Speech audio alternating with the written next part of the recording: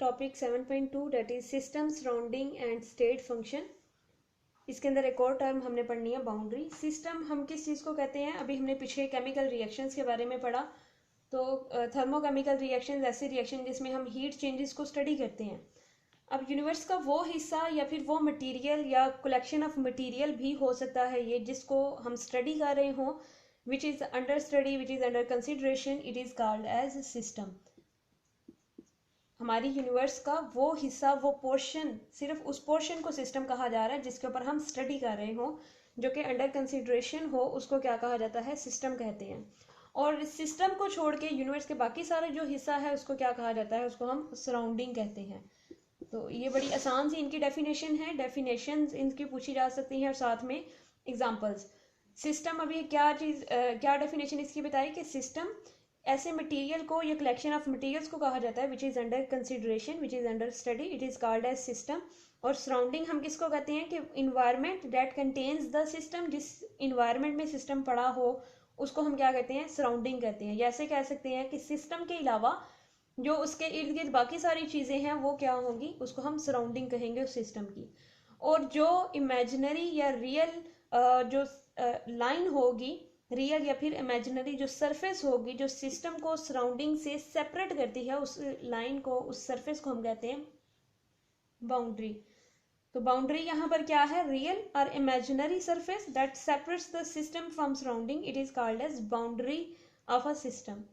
ये तीन डेफिनेशंस हैं और एग्जांपल्स इसकी अभी क्या होंगी? एग्जांपल्स में आप देख लें कि एक ग्लास है जिसके अंदर वाटर है, अ ग्लास ऑफ वाटर। तो ये जो वाटर है इसके अंदर ये क्या होगा? इसके ऊपर अगर हम स्टडी कर रहे हैं, इसके कोई केमिकल रिएक्शन इसका देख रहे हैं या हीट चेंजेस इसकी स्टडी कर रहे हैं, तो ग्लास के अंदर जो वाटर पड़ा हुआ है ये चीज़ क्या होगी? ये सिस्टम होगी, क्योंकि हम वाटर के ऊपर स्टडी कर रहे हैं।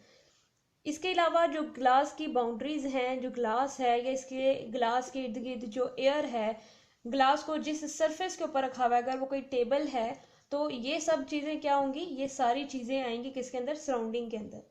और सराउंडिंग को और सिस्टम को, वाटर देखें इतना अगर फिल है ग्लास के अंदर, जो वाटर है वो ये हाफ फिल है, तो बाकी इसके ऊपर की भी जो सरफेस है ये भी सराउंडिंग के अंदर आती है। सिस्टम सिर्फ क्या है? ये जो वाटर है इसके अंदर जिस पे स्टडी किया जा रहा है ये सिस्टम है। इसके अलावा बाकी जो इर्द गिर्द जो भी चीज़ें हैं, उसके अंदर ग्लास है जिस टेबल पे वो पड़ा हुआ है, इसके इर्द गिर्द जो एयर है, ये सारा कुछ क्या है? ये सराउंडिंग है। और जो सरफेस इस सिस्टम को और इस सराउंडिंग को सेपरेट कर रही है एक दूसरे से, उस सरफेस को कहा जाता है बाउंड्री। ये हो गई इसकी फर्स्ट एग्जांपल। इसके अलावा इसमें और क्या एग्जांपल दी जा सकती है कि किसी टेस्ट ट्यूब के अंदर अगर कोई रिएक्शन करवा रहे हैं, कोई टेस्ट ट्यूब है अगर इस तरह से, उस टेस्ट ट्यूब के अंदर कोई रिएक्शन हो रहा है अगर, तो टेस्ट ट्यूब में जो केमिकल रिएक्शन हो रहा है वो चीज़ क्या होगी? वो होगा सिस्टम। इसके अलावा जो टेस्ट ट्यूब की वॉल है, टेस्ट ट्यूब का जो भी मटेरियल है, इसके इर्द गिर्द जो एयर है, या टेस्ट ट्यूब को जिस चीज़ से हमने पकड़ा हुआ है, जो टेस्ट ट्यूब होल्डर होता है जिससे हमने इसको पकड़ा हुआ है, वो होल्डर और ये सारी चीज़ें क्या होंगी? ये सराउंडिंग के अंदर आएंगी। सिर्फ जो टेस्ट ट्यूब के अंदर केमिकल रिएक्शन जो करवा रहे हैं, वो जो भी केमिकल रिएक्शन है वो सिस्टम होगा। इसके अलावा बाकी सारी चीज़ें क्या होंगी? वो उसकी सराउंडिंग के अंदर आएंगी। एक और एग्जांपल है इसके अंदर कि अगर एक फ्लास्क है हमारे पास और उस फ्लास्क के अंदर हम एक रिएक्शन करवा रहे हैं, ये फ्लास्क है और फ्लास्क के अंदर हम रिएक्शन करवा रहे हैं जिसमें जिंक रिएक्ट कर रहा है कॉपर सल्फेट के साथ, CuSO4 के साथ, कॉपर सल्फेट के साथ इसका रिएक्शन हुआ और यहाँ से कॉपर मेटल अलग होगी और जिंक सल्फेट के साथ मिलकर क्या चीज़ बन गई? Zinc sulphate, ZnSO4 plus copper. ये जो रिएक्शन अगर हम ये इस फ्लास्क के अंदर करवा रहे हैं तो ये सारा क्या होगा? ये हमारा सिस्टम होगा। इसके अलावा जो फ्लास्क की सरफेस है, फ्लास्क, इसके इर्द गिर्द जो एयर है, जिस चीज़ के ऊपर इसको रखा हुआ है, जिससे इसको होल्ड किया हुआ है, वो सारी चीज़ें किसके अंदर आ जाएंगी? सराउंडिंग के अंदर। और इस सिस्टम को और इसकी जो सराउंडिंग है उसको जो चीज़ सेपरेट कर रही होगी वो आएगी, उसकी बाउंड्री कहलाएगी। जो रियल या सम टाइम वो कोई रियल सरफेस होती है और सम टाइम वो कोई इमेजिनरी सरफेस होती है जो सिस्टम को सराउंडिंग से अलग कर रही होती है। तो ये इन तीनों की डेफिनेशन और एग्जांपल्स अगर पूछी जाए तो ये आप एग्जांपल्स और डेफिनेशन इसकी लिख सकते हैं। इसके अलावा नेक्स्ट है स्टेट फंक्शन। और स्टेट हम किसको कहते हैं? नेक्स्ट पॉइंट इसमें स्टेट, पहले हम देखेंगे स्टेट किसको कहते हैं। स्टेट होती है कंडीशन ऑफ अ सिस्टम, यानी जिस भी सिस्टम पे हम स्टडी कर रहे हो उसकी जो हालत है, उसकी जो कंडीशन है, उसको हम कहते हैं स्टेट ऑफ दैट सिस्टम। और उसकी स्टेट को, उसकी किसी भी सिस्टम की जो कंडीशन है या उसकी जो स्टेट है, उसको डिस्क्राइब करने के लिए हम कुछ वेरिएबल्स यूज़ करते हैं। वो वेरिएबल्स जैसे कि टेम्परेचर है, प्रेशर है, इसके अलावा वॉल्यूम है, नंबर ऑफ मोल्स हैं। तो ये कुछ वेरिएबल्स हैं जिनकी मदद से हम बताते हैं किसी भी सिस्टम की कंडीशन को, किसी भी सिस्टम की स्टेट को रिप्रेजेंट करते हैं, उसको डिस्क्राइब करते हैं कि कोई भी जो सिस्टम है वो किस स्टेट में मौजूद है। उसका टेम्परेचर, उसका प्रेशर, उसका वॉल्यूम और उसका नंबर ऑफ मोल डिस्क्राइब करके हम उसकी स्टेट को बताते हैं। फिर इसी तरह से किसी सिस्टम की कोई ना कोई इनिशियल स्टेट होती है और कोई ना कोई फाइनल स्टेट होती है, इससे पहले कि हम उसके अंदर कोई जो चेंज है वो करवाएं। यानी कि अगर हमने उस पर कोई प्रोसेस प्रोसीड करवाया है किसी सिस्टम पे, और प्रोसेस प्रोसीड करवाने से पहले या इससे पहले कि उस सिस्टम के अंदर कोई चेंज आए, चेंज आने से पहले जो कंडीशंस होंगी उन कंडीशन को, उस स्टेट को हम कहते हैं initial state of system.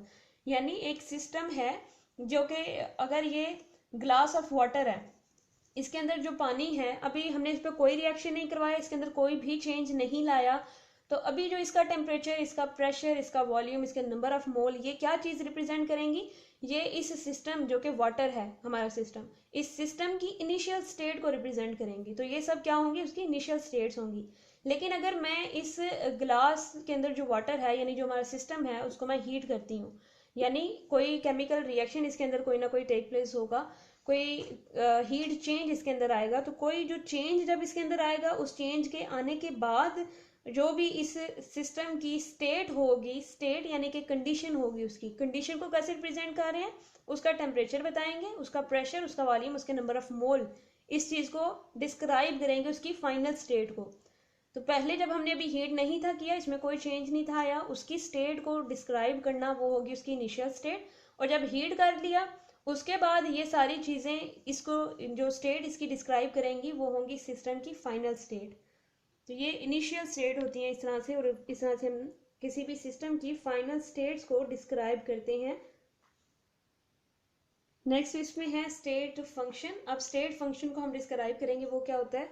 State function की डेफिनेशन भी पूछी जा सकती है along with examples. State function, अब ये एक मैक्रोस्कोपिक प्रॉपर्टी है किसी भी सिस्टम की, जिसकी अपनी कोई ना कोई इनिशियल और फाइनल स्टेट्स होती हैं। अभी हमने बताया कि सिस्टम की इनिशियल या फाइनल स्टेट्स क्या चीज़ होती हैं।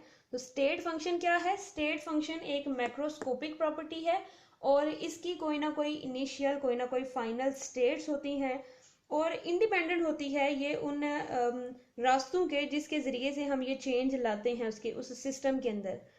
डेफिनेशन अब इसकी क्या होगी कि it is a macroscopic property of a system that has some definite values of initial and final states, and these are independent of the paths adopted to bring about a change।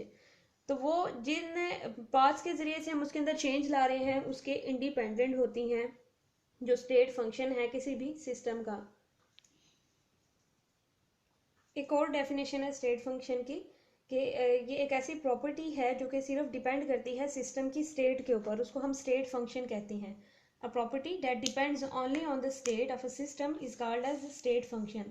और ये जो properties होती हैं ये सिर्फ system की state पे depend कर रही होती है और इंडिपेंडेंट होती है to the path adopted to bring that change.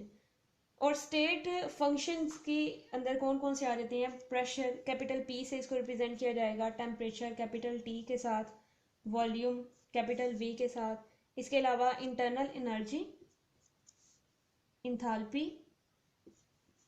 ये सब क्या हैं? ये स्टेट फंक्शंस हैं जो कि किसी सिस्टम के अंदर जो उसकी प्रॉपर्टी, एक ऐसी प्रॉपर्टी है जो कि सिर्फ उसकी स्टेट पे डिपेंड कर रही है सिस्टम की, और ये उस मैनर पे डिपेंड नहीं कर रही जिसके ज़रिए से हम वो कोई भी जो चेंज है सिस्टम के अंदर जो ला रहे हैं उस पर ये डिपेंड नहीं करती। अब चेंज इन स्टेट क्या होगा? Difference between the value of property in final state and the value of same property in the initial state, it is called as change in state। ये जो भी हमने स्टेट फंक्शन लिखे हैं तो इसमें चेंज इन स्टेट कैसे हम रिप्रेजेंट करेंगे कि अगर हम डेल्टा पी की बात कर रहे हैं यानी चेंज इन प्रेशर, तो उसको हम कैसे रिप्रेजेंट करेंगे? Final pressure that is represented by capital P2 minus P1 that is initial pressure. तो किसी सिस्टम की ये फाइनल स्टेट है, उसमें से हम इनिशियल स्टेट को माइनस कर दें तो वो उसके अंदर उसका जो स्टेट फंक्शन में चेंज आ रहा है उसको रिप्रेजेंट करेगा। सो डेल्टा पी, इसी तरह से डेल्टा टी हम लिख सकते हैं, ये जो चीज़ है ये शो कर रही है चेंज को, change in a state of a system. इसी तरह से delta we, delta E internal energy या फिर इंथाल्पी के अंदर जो भी चेंजेस आ रहे हैं इनको हम इसी तरह से रिप्रेजेंट कर सकते हैं। इसके अलावा एक और स्टेट फंक्शन है that is entropy, represented by capital S. इन सब के बारे में अभी हम आगे डिटेल से पढ़ेंगे एक एक करके। तो इनकी आपने क्या करनी है, डेफिनेशंस याद करनी है, एग्जांपल्स याद करनी है इन सब की, शॉर्ट क्वेश्चंस के लिहाज से।